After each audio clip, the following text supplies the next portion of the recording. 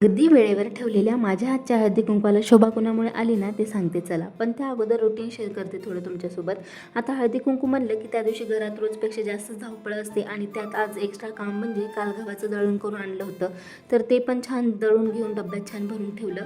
आता तुम्हालाही रोजची धावपळ कमी करायची असेल ना तर माझी ही ट्रिक नक्की ट्राय करा. असं मग लगेच स्वयंपाकही बनवून घेतला. नाचणीची भाकरी, भाजलेल्या वांग्याचं भरीत, वांग्याचीच भाजी असा काहीसा मेन्यू होता.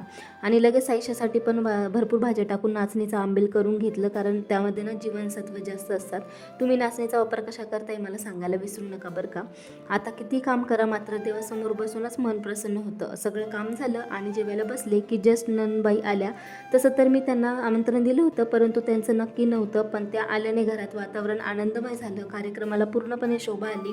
आता कसं असतं, आपल्या कुटुंबाशिवाय घराला घर पण नाही आणि कार्यक्रमाला शोभा नाही, हे बरोबरच आहे. मग छान आणि हेल्दी मसाला दूधही रेडी करून घेतलं. आता माझा रांगोळीचा दूर दूर संमत आहे.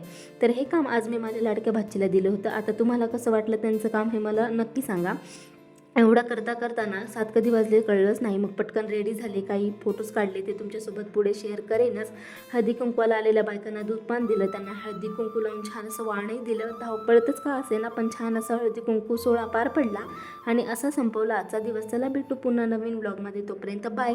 आणि तुमच्याही इथं हळदी कुंकू कसं साजरं केलं हे मात्र मला सांगायला विसरू नका. बाय.